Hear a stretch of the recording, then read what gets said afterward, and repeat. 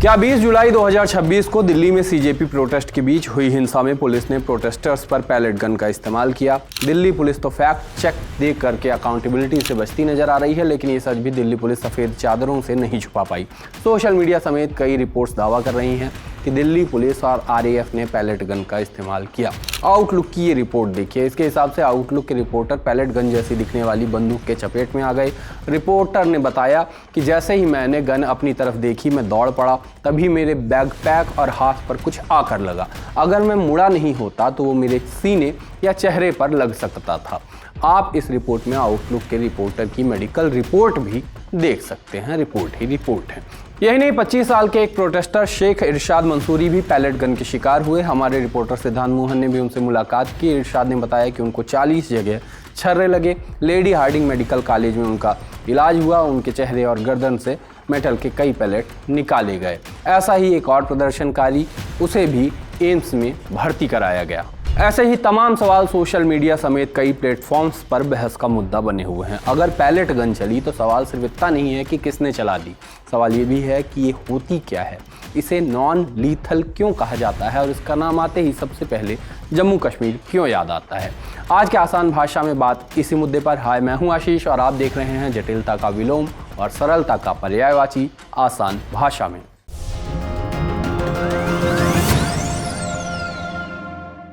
Pellet gun non lethal weapon की category में आता है, यानी ऐसे हथियार जिनका मकसद जान लेना नहीं बल्कि घायल करके भीड़ को कंट्रोल करना होता है।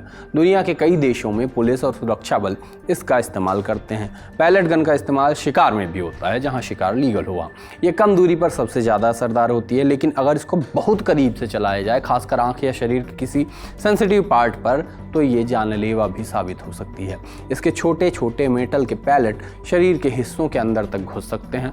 अपने देश में पैलेट गन पश्चिम बंगाल की ईशापुर की ऑर्डिनेंस फैक्ट्री में बनाई जाती है। भारत में पैलेट गन का पहला इस्तेमाल 2010 में जम्मू कश्मीर में हुआ। उस साल घाटी में बड़े पैमाने पर प्रोटेस्ट हुए थे, जिनमें पुलिस फायरिंग में 112 प्रोटेस्टर्स की जान चली गई थी।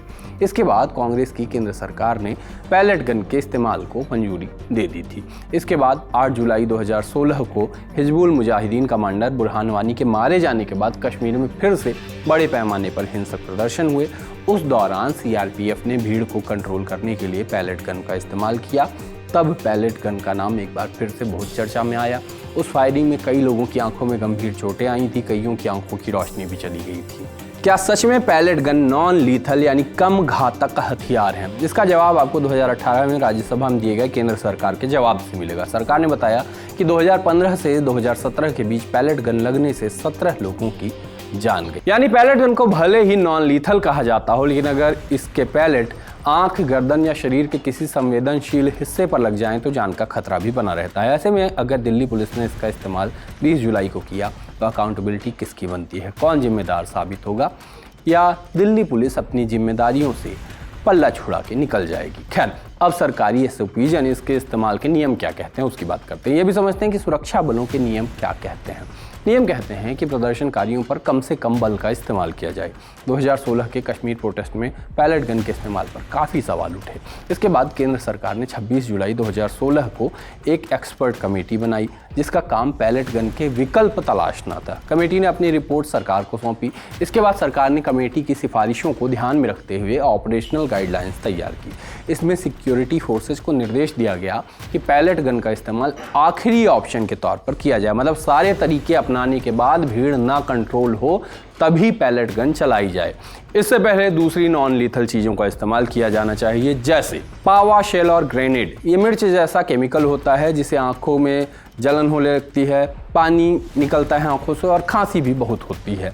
या स्टन LAC शेल और ग्रेनेड, इनमें तेज आवाज़ होती है और तेज रोशनी पैदा करके लोगों को कुछ समय के लिए चौंका दिया जाता है ताकि भीड़ को उस समय में कंट्रोल किया जा सके। और अगला है आंसू गैस के गोले। सरकार के हिसाब से सिक्योरिटी फोर्सेज नियमों का पालन करते हैं, जिसमें कहा गया है कि फोर्स का इस्तेमाल सिर्फ हिंसक भीड़ को कंट्रोल करने और शांति बहाल करने के लिए किया जाए।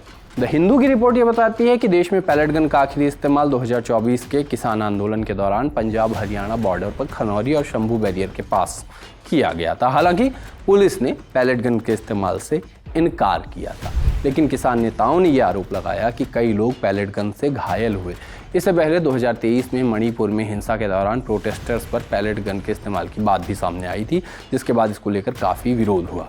अंत में सवाल अब भी वही बच जाता है कि क्या दिल्ली पुलिस ने 20 जुलाई को पैलेट गन का इस्तेमाल किया, और अगर किया तो किसके आदेश पर किया गया? यह तो जांच का मुद्दा है। बाकी आज के शो में इतना ही। ऐसे ही वीडियोज के लिए देखते रहिए दी लर्न टॉप। ये सारी जानकारी आपके लिए लाए थे हमारे साथी अभिलाष।